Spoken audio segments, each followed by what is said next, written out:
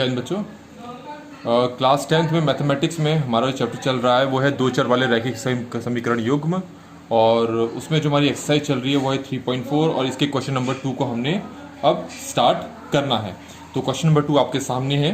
एक भिन्न 1/3 हो जाती है जब उसके अंश से 1 घटाया जाता है, और वह 1/4 हो जाती है जब हर में 8 जोड़ दिया जाता है। तो हमें भिन्न ज्ञात करना है। तो भिन्न वाले क्वेश्चन हम ऑलरेडी स्टार्टिंग में कर चुके हैं। तो यहाँ पर सबसे पहले हम एक भिन्न मान लेंगे अपनी तरफ से।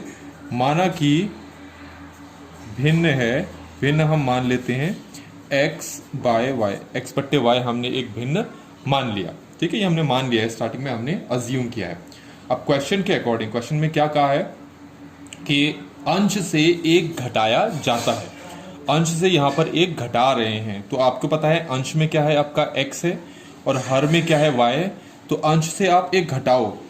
तो अगर मैं अंश से 1 घटाता हूँ और हर में कुछ भी करने के लिए नहीं कहा है तो वो ऐसे ही रहेगा। तो हमारे हिसाब से x-1/y ये एक नया भिन्न बनकर आया है। पर क्वेश्चन के अकॉर्डिंग, अगर क्वेश्चन में देखो, क्वेश्चन के अकॉर्डिंग आपसे कहा है कि जो भिन्न है वो 1/3 हो जाएगा। ऐसा करने पर, कैसा करने पर, 1 को अंश से घटाने पर वो 1/3 हो जाएगा। इसका मतलब हमारी तरफ से तो भिन्न ये है और क्वेश्चन की तरफ से भिन्न जो है वो है 1/3। तो अब हम इसको हल करते हैं।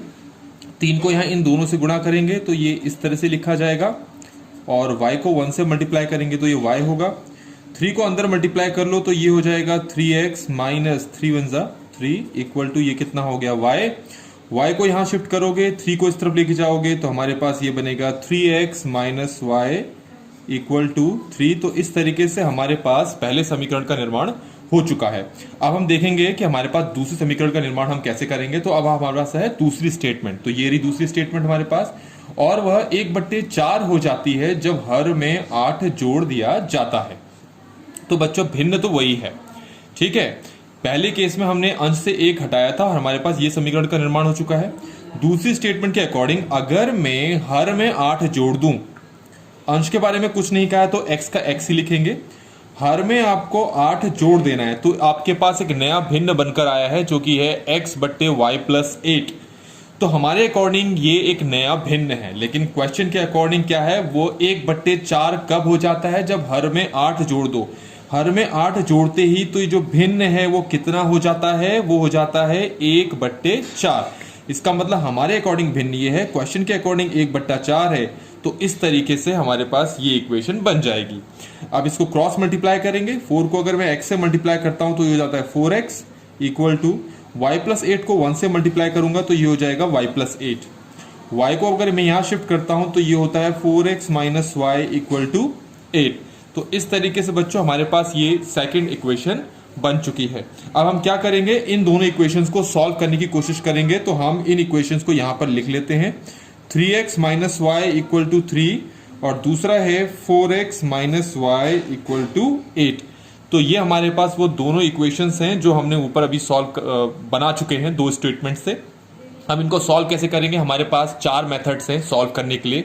ग्राफीय विधि है, प्रतिस्थापन विधि है, विलोपन विधि है और वज्र गुण विधि है। तो मैं आपको पहले से बता चुका हूं कि कोई भी मेथड अप्लाई कर सकते हो, लेकिन मेरे लिए जो सबसे आसान है या बच्चों के लिए सबसे आसान पड़ेगा वो मेथड है आपके पास विलोपन विधि, मतलब एलिमिनेशन मेथड। तो मुझे ये देखना है कि मुझे यहाँ पर y को एलिमिनेट करना है। तो आप पहले ही देखो कि y के आगे का नंबर 1 जैसे हैं, जो कि यहाँ पर हैं। तो अगर y के नंबर 1 जैसे हैं तो इसके बाद आप क्या करोगे, इनके आगे के साइन देखो। साइन क्या है, यहाँ पर दोनों माइनस माइनस है ना। अगर साइन 1 जैसे होते हैं तो हमें सब्ट्रैक्ट करना पड़ेगा, मतलब दोनों को घटाना पड़ेगा। और अगर अलग अलग होते हैं तो दोनों इक्वेशंस को जोड़ना पड़ेगा। अभी दोनों के साइन 1 जैसे हैं तो हम क्या करेंगे, घटाएंगे।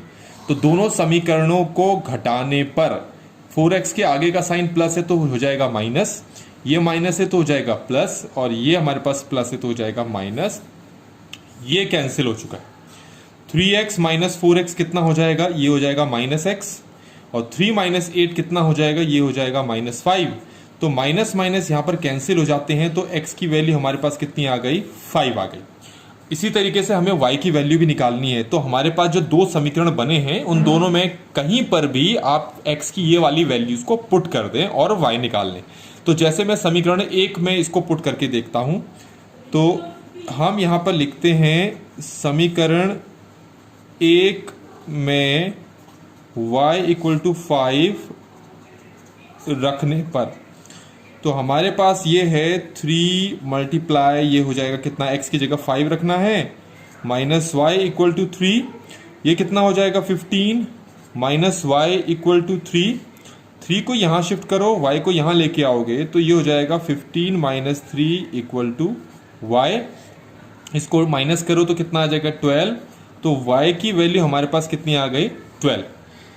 क्वेश्चन अभी जो सॉल्यूशन है वो फिनिश नहीं हुआ है, क्योंकि आपको फाइनली भिन्न तो ज्ञात करना ही है। भिन्न आपने क्या माना था, x बाय वाई ना, तो x कितना निकाला आपने, x तो निकाला है 5 और y कितना निकाला है हमने 12 निकाला है। तो इस तरीके से हमारे पास भिन्न का निर्माण हो चुका है। अगर हमें चेक करना चाहते हैं, हम यहाँ पर चाहते हैं चेक करना कि हमारा जो आंसर है वो सही है, तो क्या करना है आपको, जो पहली स्टेटमेंट पे जाओ, उसमें कहा था कि अगर मैं अंश में 1 घटा देता हूं, तो मैं इसको फिर से लिख लेता हूं, और अंश में 1 घटा देता हूं तो ये क्या बनता है, देखें ये बनेगा 4/12, 4 एकम 4 तियां 12, कितना आ गया 1/3। तो उन्होंने यही कहा था 1 घटाने पर, अंश से 1 घटाने पर आपके पास जो भिन्न बनेगा वो 1/3 बनेगा। ऐसे ही हम दूसरी स्टेटमेंट के लिए भी चेक कर सकते हैं। दूसरी स्टेटमेंट में कहा था अगर हर में 8 जोड़ दो तो भिन्न 1/4 हो जाएगा। हम यहां पर भी चेक करके दिखाते हैं।